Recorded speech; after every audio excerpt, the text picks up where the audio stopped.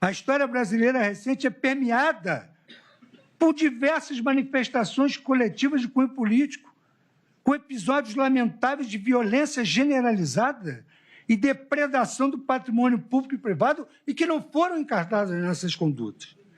Nas chamadas jornadas de junho de 2013, o país assistiu estarrecido a cenas de violência em diversos atos em São Paulo, no Rio de Janeiro, em Brasília, envolvendo confrontos, barricadas e depredação de agências bancárias, lojas, veículos e prédios públicos. No dia 10 de junho de 2013, ocorreu a fatídica Batalha da Consolação em São Paulo, com destruição de ônibus e vitrines, além de hostilidades aos agentes de segurança pública. Em 17 de junho de 2013, manifestantes atacaram a Assembleia Legislativa do Rio de Janeiro, lançando coquetéis de molotov, quebrando vidraças, incendiando um carro de veículos da imprensa, pichando estruturas e utilizando barricadas. Na mesma data, houve depredação generalizada da esplanada dos ministérios em Brasília.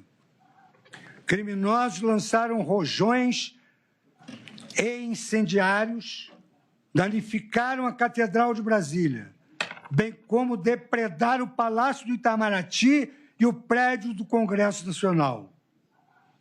Em agosto de 2013, centenas de vândalos invadiram o prédio. Agosto de 2013, centenas de vândalos invadiram o prédio da Câmara Municipal do Rio de Janeiro e entraram em confronto físico com a polícia. No ano seguinte, protestos de natureza política no contexto da Copa do Mundo de Futebol de 2014 também geraram um caos de destruição. No Rio de Janeiro, em 6 de fevereiro de 2014, o cinegrafista Santiago Andrade foi covardemente assassinado ao ser atingido por um rojão durante protestos violentos no centro da cidade. Há diversas imagens registradas pela imprensa de pessoas portando bandeiras de partidos políticos durante as práticas criminosas naquela oportunidade. Infelizmente, em maio daquele ano, milhares de pessoas voltaram a praticar episódios de violência na Rua da Consolação, com incêndios, arremessos de pedras, agressões a policiais, depredações de ônibus, lojas, além de bloqueio de rodovias, da rodovia Anhanguera, da Ponte do Socorro e da Avenida Radial Leste, em diferentes pontos da cidade. Na mesma época, na capital federal, policiais foram agredidos com madeiras e pedras durante a marcha do Eixo Monumental, conforme fato noticiado publicamente. Em 15 de junho de 2014, dia do primeiro jogo do campeonato, delinquentes explodiram bombas caseiras, bloquearam vias públicas, vandalizaram agências bancárias e entraram em confronto com a polícia nas imediações do Maracanã, no estado do Rio de Janeiro. Fatos semelhantes aconteceram no segundo semestre de 2016. Diversos protestos ocorridos em novembro e dezembro daquele ano em Brasília culminaram em incêndios, devastação de bens públicos privados, pichação de patrimônios tombados e violência praticada contra policiais por criminosos mascarados, portando faixas com os dizeres "fora o presidente", então em exercício na época, Michel Temer. A esplanada dos ministérios foi completamente depredada. É fato notório que em todos esses eventos houve envolvimento de pessoas doutrinadas pela estratégia denominada Black Bloc, destinada a incitar a população à desobediência civil por meio de atos violentos, em especial a depredação de agências bancárias, concessionárias de veículos e prédios públicos. O intento subversivo organizado é retratado, inclusive, em um manual de ação direta Black Bloc, com instruções detalhadas para a adoção de táticas de guerrilha e de convencimento social, por meio de simbologias contra o capitalismo e as instituições públicas. Agora vem a perplexidade. Nada obstante, em nenhum desses casos,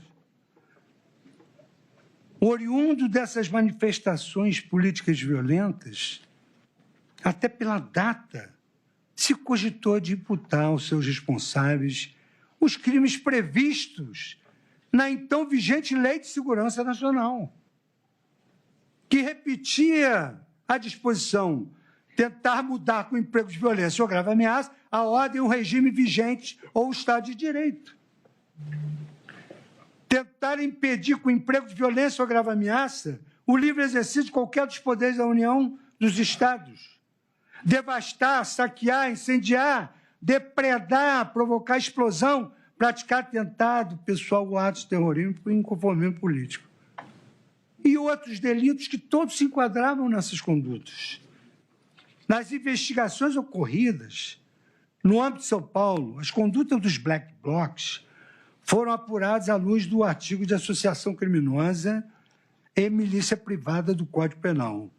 Consoante noticiado na imprensa, apenas alguns casos resultaram em condenações criminais em julho de 2015.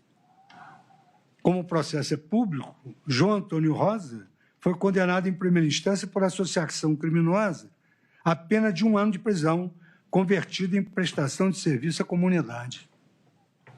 Já Pierre Ramon Alves de Oliveira, filmado atacando o portão da Prefeitura de São Paulo com a grade metálica, foi condenado ao pagamento de multa. Folha de São Paulo. Black Blocs ficam isolados e submergem após o auge de junho de 2013. Reportagem de 13 de junho de 2023, às 23h15. Por sua vez, a Justiça do Rio de Janeiro condenou em primeira instância 23 participantes dos atos gerados pelos Black Blocs. A denúncia apontou a existência de uma organização estruturada, denominada Frente Independente Popular, responsável pelo planejamento e convocação para ataques violentos. Os réus foram considerados em curso no artigo 288 do Código Penal, associação criminosa, e no artigo 244B do Estatuto da Criança e do Adolescente. Corrupção de menores. Todavia, além dessa classificação típica irrisória, em sede de recurso, as condenações de todos os 23 réus foram anuladas sob o fundamento da ilicitude da prova, que se lastreou na acusação somente. Pior ainda, com relação à morte do cinegrafista Santiago Andrade, apenas Caio Silva de Souza foi condenado em um processo distinto, por lesão corporal seguida de morte, a uma pena de 4 anos de prisão, em regime aberto. Em suma, o que eu quero dizer é que, ausente o potencial concreto de conquista do poder e de substituição do governo, resta ausente a tipicidade material do crime do artigo 359-M do Código Penal.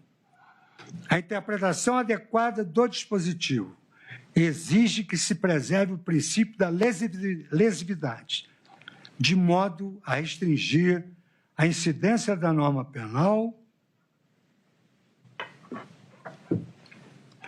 a comportamentos que apresentem perigo real à estabilidade dos poderes constituídos.